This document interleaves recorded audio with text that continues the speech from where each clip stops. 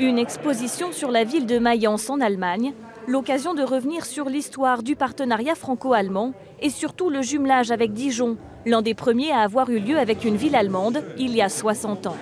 Pour le maire de Mayence, cette alliance reste aujourd'hui encore primordiale. Ce jumelage est encore plus important qu'à l'époque. Notre responsabilité est différente. Au départ, il s'agissait d'œuvrer à la réconciliation de nos deux villes après la guerre. Maintenant, nous devons faire en sorte que la notion d'Europe et de cohésion européenne soit encore renforcée. Pour développer la présence de chaque ville dans l'autre pays, les maisons Rhénanie-Palatinat et Bourgogne ont ouvert dans les années 90.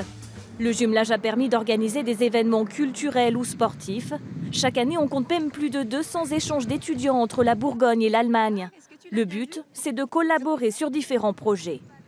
Par exemple, il y a 2 ans, en marge de la COP21 nationale, on a organisé une mini COP21 avec toutes nos villes jumelées et partenaires.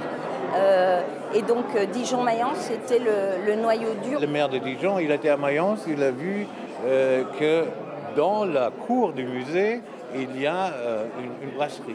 Donc il a pris cette idée et il a fait un peu la même chose à Dijon. Les Mayençais ont été ici et ils ont vu que le tram joue un grand rôle depuis peu à Dijon.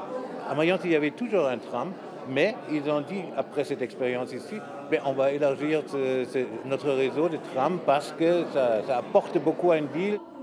Le mois prochain, une délégation dijonnaise se rendra à son tour à Mayence pour échanger sur l'enseignement supérieur et faire la promotion du tourisme et de la gastronomie.